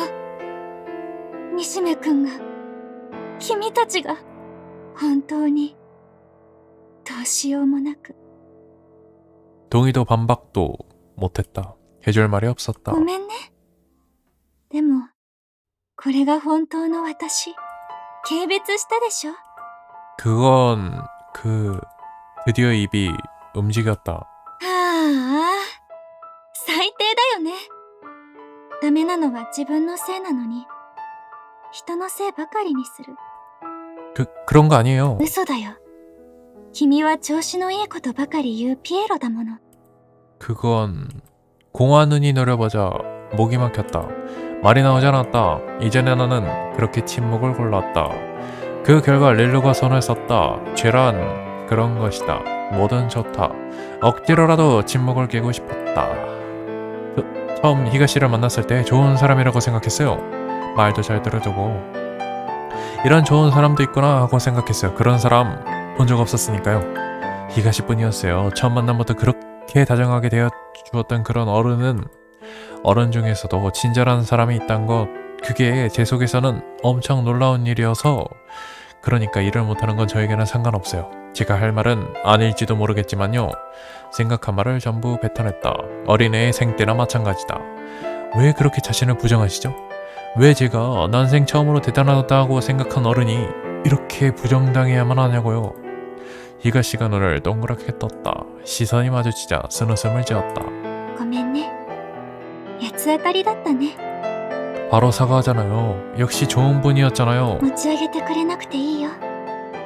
私は何にもなれなかった人だもの。 그게 뭐 어때요? 집착하지 마요. ダメだよ。立派にならなきゃいけなかったんだから。 훌륭한 사람이 되기 위해서 수없이 들은 그 말이 지금은 조금 다른 의미로 다가왔다.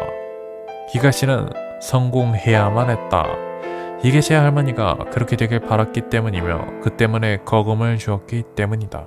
거금을 썼기 때문에 히가시 할머니는 홀로 궁핍한 생활을 보내야만 했다. 만약 히가시가 잘못을 인정한다면 할머니의 마음을 짓밟는 셈이 된다. 그래서 히가시는 할머니가 보내준 백문행과 가르침을 따라서 훌륭한 인간이 되기만을 목표했다. 그것이 자신이 옳았음을 증명할 유일한 방법이었기 때문에, 그리고 그것에 집착하면서 실패를 되풀이하고 있었다. 이건 저주다. 되지도 않는 것을 한없이 되풀이하면서 자신을 괴롭힌다. 자해에 불과하다. 굳이 직업으로 훌륭함을 판단할 필요 없다. 다정한 어른이 되는 것도 충분히 훌륭하다. 안 그런가? 나는 그렇게 생각한다. 하지만 내가 그렇게 생각하는 건 무의미하다. 히가시는 할머니에게 자랑할 만한 일에만 가치를 부여하기 때문에 그 일은 인정하지 않는다. 그 길이어만 한다고 굳게 믿는다. 그래서 적성이 없는 자신을 끼워 맞춰 억지로라도 나아가려는 노력을 하다가 수없이 좌절했다. 그야말로 막다른 길이다. 어떻게 하면 좋을까? 나는 마음을 움직일 수 없었다. 아니, 그 누구도 불가능하다. 유일하게 히가시의 할머니를 빼고서 누구든 좋다. 어떻게든 해줘. 기도한 그 순간 내 위로 그림자가 드리웠다. 렐로인가? 돌아보았다. 접신해줄 것 같잖아요. 무표정한 렐로가 떡하니 있었다. 너 어떻게 길... あんたが比嘉を探しに行くって言うから後をつけたの。 그래서 훔쳐 들었어? 聞くつもりはなかったわ。なんとなく声をかけづらかっただけ。 렐로는 나를 제치고 히가시 앞에 섰다. 들고 있던 가방은 히가시가 집에 두고 온 가방이었다. 그걸 전하러 왔다. 그렇다면 완전히 집에서 쫓아내려 온 것일까? 안에서 노트를 꺼냈다. 반쪽이나 노트였다. 形見だって知らなかった。知っていたら手は出さなかった。 뭐 몰랐으니까. もういいです。終わったことですから。よくないわ。私が自分を許せない。じゃあ、どうするんですか？ 히가시가 내뱉듯이 말했다. 償いをするわ。償い？ついてきなさい。あんたの悩み、なくしてあげる。ちょっと。 렐루는 가방을 든 채 방을 나섰다. 노트도 히가시에게 돌려주지 않았다. 설마 그대로 가지고 갈 줄은 몰랐는지 히가시는 황급히 렐루의 뒤를 쫓았다. 뭐하려고? 나도 렐루를 뒤쫓아가서 물었다. 일종의 예감이 들었다. 그리고 예감한 대답이 돌아왔다. 魔法を使うわ。 아, 끊을라 했는데 재밌네. 좀 더 할까요? 우리는 장소를 집으로 옮겼다. 히가시는 머뭇머뭇 뒤쫓아왔다. 가끔 렐루의 얼굴을 슬쩍 들여다보더니 어깨를 축 늘어뜨렸다. 聞き間違いだと思うんだけど、さっき魔法って言ってなかった？ 렐루가 준비를 하는 동안 우리는 거실에서 기다렸다. 히가시는 도무지 불안해 보였다. 어떻게 설명하냐 이거. 히가시가 우리 집에 신세를 지는 동안 렐루는 마법을 쓰지 않았다. 비밀로 해두고 싶을 줄 알았다. 그러면서 갑자기 마법을 쓰겠단다. 정보 해금이냐 뭐야. 예고도 없이. 속죄란 건 그런 의미인 건가? 話せないことなら無理に言わなくていいよ。 아니요, 어떻게 설명할지 좀 고민 좀 해가지고 결론부터 말해도 돼요? うん。 릴루는 마녀예요. 冗談だよね。 진짜라니까요. 곧 알게 돼요. 怖いこと言わないで。 괜찮아요. 별일은 없을걸요? 아마. 多分なんだ。そこは自信を持って言ってほしかったな。 기시감이 드는 대화였다. 하지만 릴루는 무슨 일을 하기 전에 말하지 않는다. 그리는 항상 신선한 마음으로 마법을 보게 된다. 光る。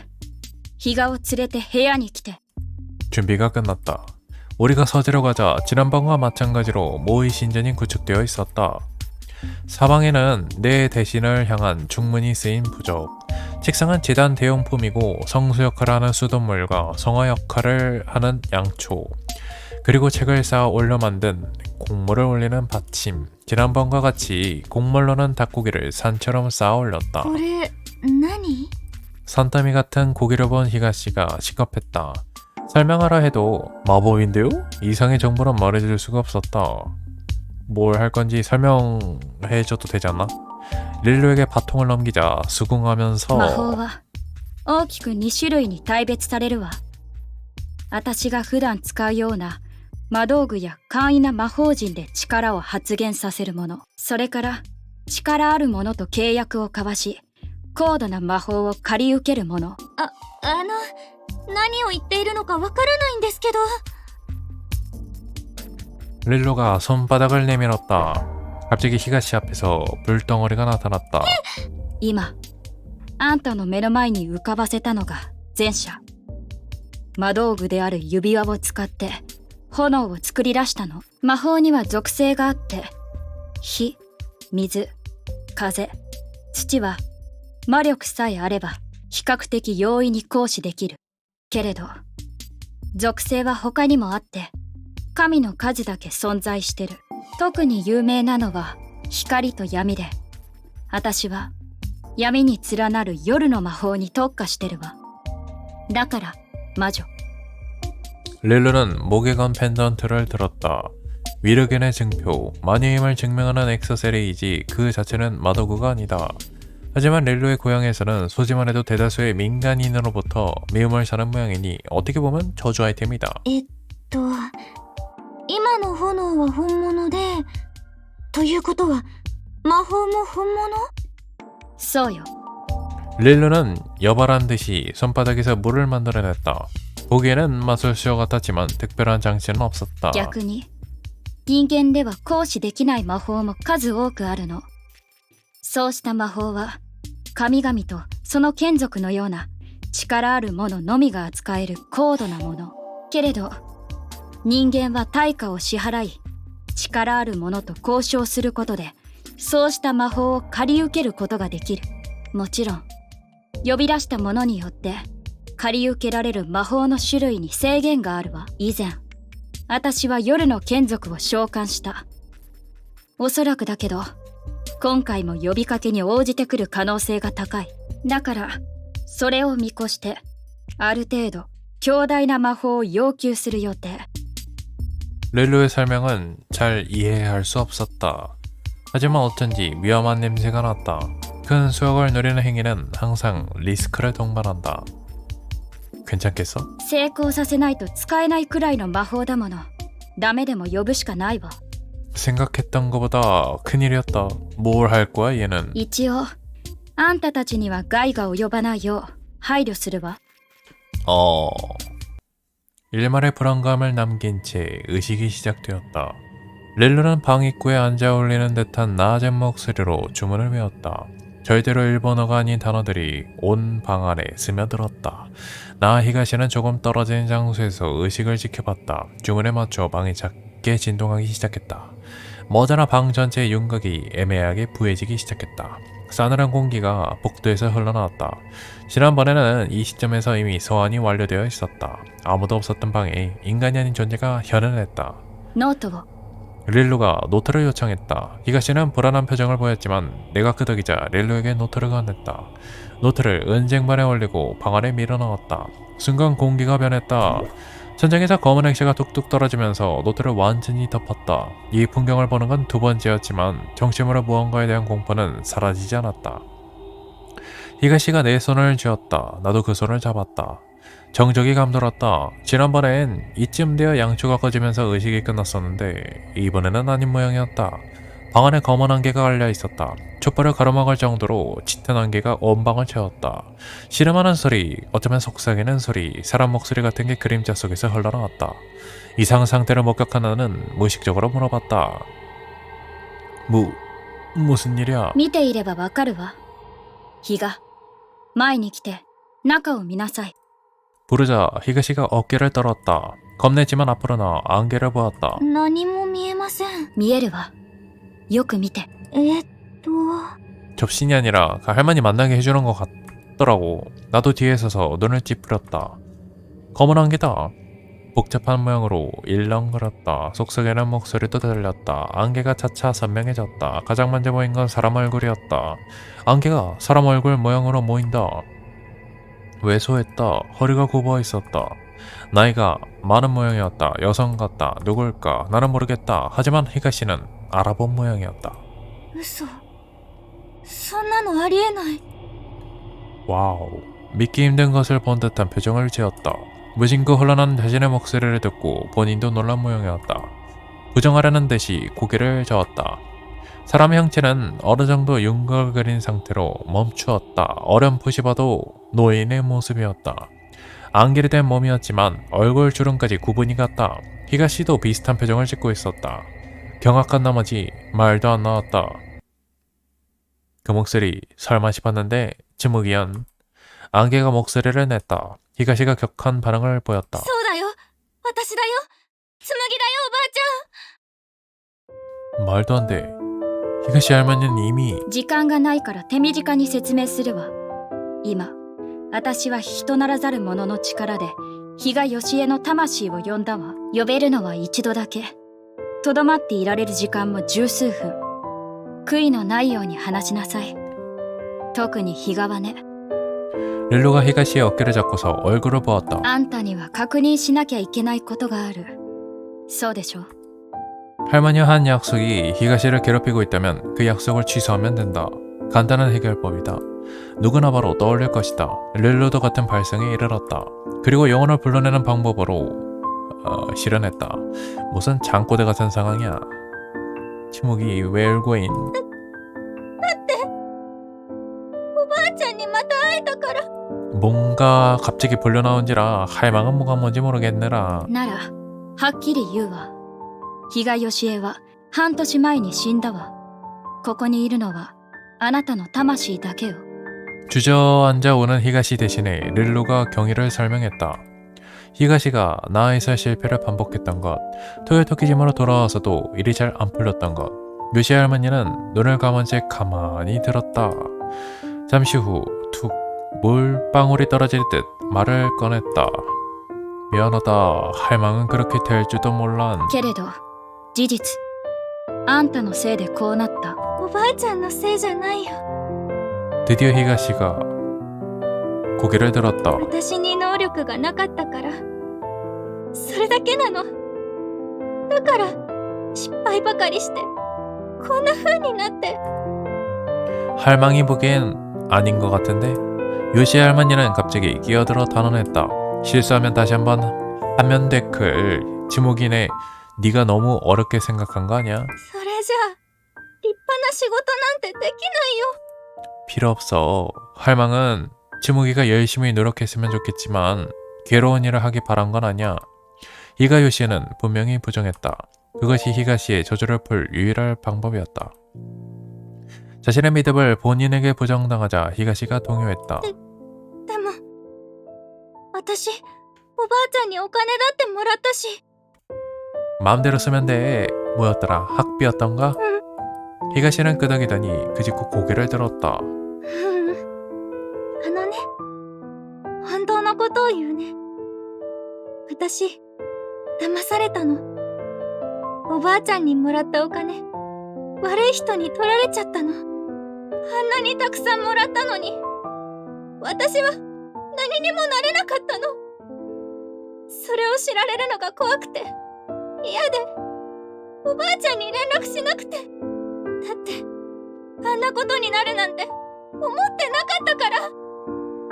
히가시는 쌓여있던 걸 터뜨리듯이 말했다. 말하는 사이 후회가 되살아났는지 울먹였다. 손의 색이 변할 정도로 주먹을 꽉 쥐었다. 어깨를 떨면서 복도 바닥에 이마를 찧었다. 그리고 쥐어짜내듯 죄송해요 라고 말했다. こんなにしてもらったのに全部無駄になって、本当にごめんなさい。 요시 할머니는 잠시 침묵했다. 자신의 말이 얼마나 손녀를 속박하고 있었는가, 그런 감정을 느꼈는지도 모르겠다. 그래서 요시 할머니는 담백하게 말했다. 저주를 단 한마디로 끊어냈다. 준 돈은 어떻게 쓰든 그건 치목이 네 마음이라 사과할 건 없어. 私失敗したんだよ。おばあちゃんに期待してもらったのに、お金ももらったのに。 별거 아니야. 嘘だよ。私のせいでおばあちゃんは。 주먹이 탓이 아니야. 요시 할머니가 말했다. 거의 협박하는 듯한 말투로 계속해서 말했다.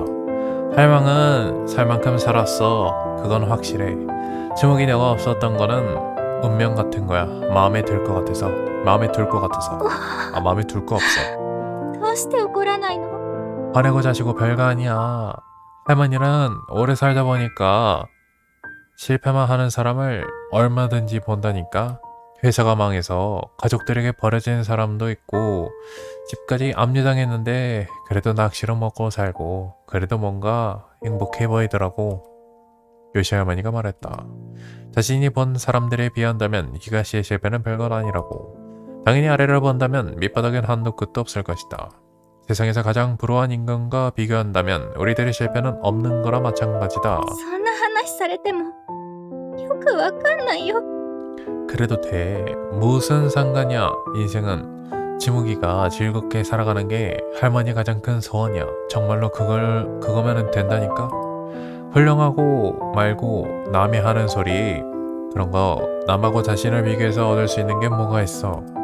남들도 지무기도 그냥 살아가는 거고 딱 그거야. 아무것도 다를 게 없어. 부자들은 사치를 부르겠지만 그게 다일 뿐이고, 똑똑한 사람은 그냥 똑똑할 뿐이야. 남한테 적당히 피해도 끼치고 적당히 도우면서 살아. 게다가 그러다 보면은 어느새 행복해져. 인생이란 원래 그런 법이야. 요시 할머니는 부드럽게 웃었다. 손녀를 격려하기 위해 지은 웃음이 아니라 말하다 보니 자연스럽게 나온 그런 웃음 같았다. なんだか意外。おばあちゃんそんな風に考えてたんだ。もっと厳しく生きてるのかと思ってた。 아하, 만세의 대충이거든. 주먹이도 할머니 손녀니까 대충 사는 게 적성에 맞을지도 몰라. 남들보다 잘난 일은 하고 싶으면 일단 해. 하기 싫으면 하지 말고, 그런 거야 뭘 하든 상관없어. 요시 할머니의 말은 곱씹듯이 히가시가 끄덕였다. ありがとう。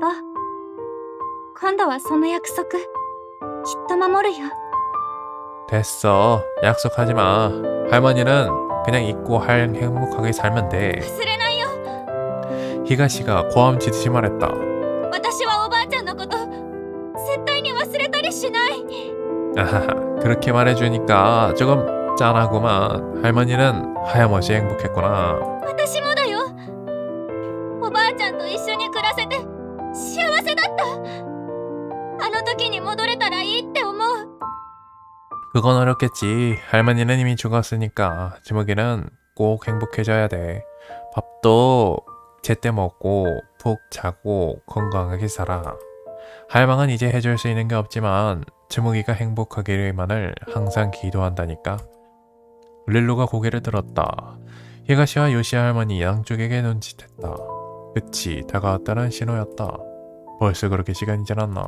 나도 놀랐다. 私おばあちゃんに会えないまま別れたのが本当に悔しくて自分を許せなかった。だから会えてよかった。 할머니도 똑같아요. 요시 할머니가 히가시의 머리에 손을 뻗으려고 했다. 하지만 그 손은 방과 복도의 경계를 넘을 수 없었다. 그곳에는 죽은 자와 산자를 가르는 보이지 않는 벽이 있었다. 닿는 건 불가능할지라도 두 사람은 닿을 듯 말 듯한 경계까지 다가갔다. 죽은 사람은 되살아날 수 없다. 히가시가 요시의 할머니와 함께 살 날은 영원히 찾아오지 않는다. 그러니 이것이 마지막 작별. 두 번 다시 히가시와 요시 할머니는 대화할 수 없다. おばあちゃん、ありがとう。大好きだったよ。 히가시가 바닥을 손톱으로 긁듯 힘주어서 짚었다. 뺨을 타고 흐른 눈물이 블라우스에 자국을 그려냈다. 고개를 수그리고 입술을 씹으면서 오열했다. 顔を上げなさい。 그 등 뒤에 대고 릴루가 말했다. たった一人の家族でしょ。きちんと見送りなさい。 히가시는 눈물을 닦고 고개를 들었다. 점점 옅어지는 검은 안개를 가만히 바라보았다. 고인을 떠올리며 끝나가는 의식의 종언을 지켜봤다. 어쩌면 화장장 연기를 바라보는 모습과 닮았을지도 모르겠다. 지묵이야, 고맙다게. 요시 할머니의 목소리가 멀어졌다. 형태도 안개 속으로 녹아내리기 시작했다.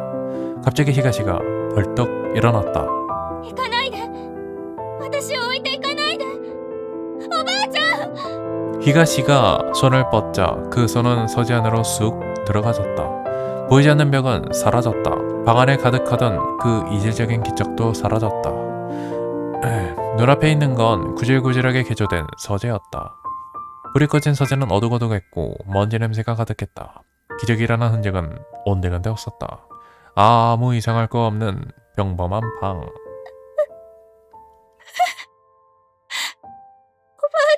ヨシエはもういないわ。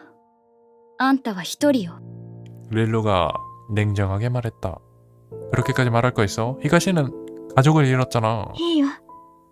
今のはリルーちゃんが正しい。 히가시는 눈물을 닦더니 조용히 말했다. 私は大丈夫だから。 정말로요? むしろ大丈夫でなければならないのよ。そうだね。私は前に進まないといけないんだ。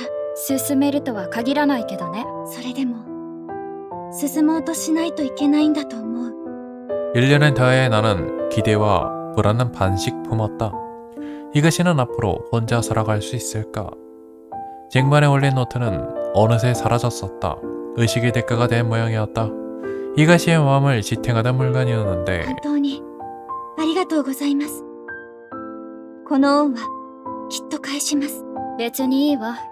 償いだもの。いいえ、必ず返しますから。 힘찬 선언이었다. 불안과 기대가 양쪽에 올라간 저울이 살짝 기대 쪽으로 기울었다. 괜찮기를 바라자. 적어도 저주는 풀렸으니까. 앞으로는 노트가 없어도 괜찮을 것이다.